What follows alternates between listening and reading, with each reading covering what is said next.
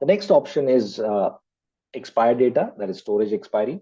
So even if you set appropriate retention and even if the retention period gets over, the content or the data may not be deleted unless and until you run storage expiry. So what storage expiry does is it identifies data whose retention period is over, and then it deletes the data. This will help to reduce the overall storage cost, because once you expire data, you make space for new data. And also the expired data may belong to your legacy users or your active users. If it belongs to your legacy users, then you don't need to license the legacy users once all the data belonging to the legacy users is expired. So let's see how storage expiry can be executed.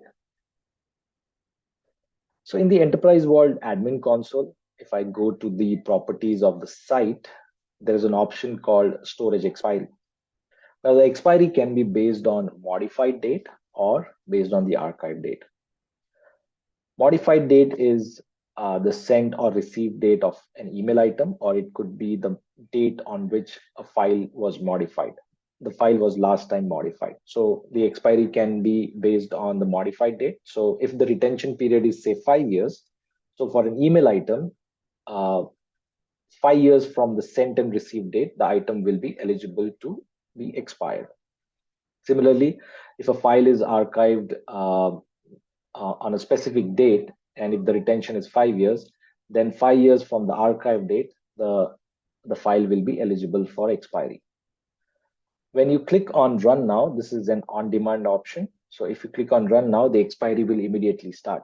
But I would not recommend to do run now. Instead, have a schedule in place, and the interval could be an hour or it could be 15 minutes. So the expiry will run after every 1 hour, 15 minutes.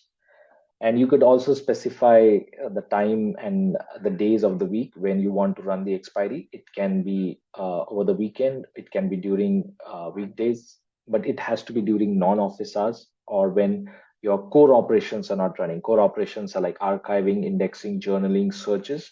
When these operations are not running, that time you should run expiry, because expiry will require resources. So whenever there is idle time or whenever there's a bandwidth where not much is happening, expiry should be executed at that time. So whenever the expiry runs, the items which are eligible for deletion, whose retention period is over, those items will be deleted, making space for new data, getting rid of data that belongs to users who may have left the organization, and ultimately savings in terms of storage cost and licensing cost.